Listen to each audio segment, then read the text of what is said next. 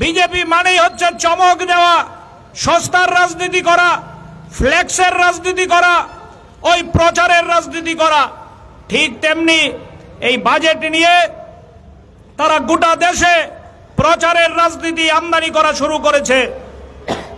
মানুষের কর ছাড় দিয়েছে মধ্যবিত্তদের, এই লাইন দেখিয়ে গোটা দেশে তারা বাজার গরম করার চেষ্টা করছে।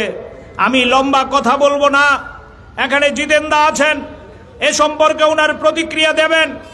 ইতিমধ্যে আমাদের রাজ্য স্তরে সিদ্ধান্ত হয়েছে ধর্মনগর থেকে সাবরুম পর্যন্ত আমরা বাজেটের বিরুদ্ধে রাস্তায় নেমে প্রতিবাদ করব।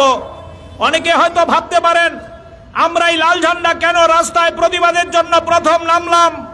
আমরা নেমেছি এই কারণে, আমরা জিজ্ঞেস করতে চাই যারা বিজেপির সমর্থক বন্ধুরা আছেন, যারা বিজেপিকে ভালোবাসেন, তাদের কাছে জিজ্ঞেস করতে চাই, ওই বিজেপি দল কৃষিতে বরাদ্দ কমিয়ে দিয়েছে, ছাত্রদের বরাদ্দ কমিয়ে দিয়েছে, যুবদের বরাদ্দ কমিয়ে দিয়েছে, রেগার বরাদ্দ কমিয়ে দিয়েছে। ত্রিপুরার জন্য একটা শব্দ নাই, ত্রিপুরার রেলের জন্য কথা নাই, আইআইটির জন্য কথা নাই। ওই আমাদের ত্রিপুরা রাজ্যের মধ্যে এইমস হাসপাতাল গড়বে বলেছিলেন, তার জন্য কোনো কথা নাই। একটা কথা নিয়ে বাজার গরম করছেন, কর্মচারীদের 12 লক্ষ টাকা পর্যন্ত কর ছাড় দিয়েছেন। আমি জিজ্ঞেস করি, গত 5 বছরে 10 বছরে পেট্রোলের দাম কত গুণ বৃদ্ধি পেয়েছে? যেই পেট্রোলের দাম ছিল 50 টাকা, সেই পেট্রোল আজকে 100 টাকা। যেই ডিজেলের দাম ছিল 42 টাকা, এই ডিজেলের দাম আজকে 100 টাকার কাছাকাছি।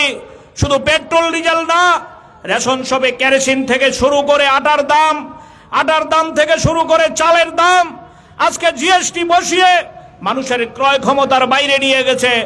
মশলা থেকে শুরু করে ভোজ্য তেল থেকে শুরু করে পরিধানের বস্ত্র, সবজি থেকে শুরু করে কাঁচা লঙ্কা, ধনে পাতার দাম আজকে আকাশ ছোঁয়া। ওই জিনিসপত্রের দাম যেভাবে বৃদ্ধি পেয়েছে, এই সামান্য কর ছাড় দিয়ে মধ্যবিত্তের মুখে হাসি ফোটানো যায়?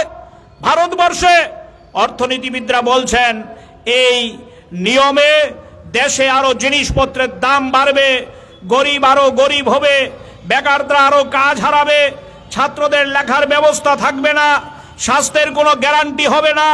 গোটা দেশে মানুষের স্বপ্নের সাথে বিশ্বাসঘাতকতা করেছে এই বাজেট, প্রলেপ দেওয়ার চেষ্টা হয়েছে।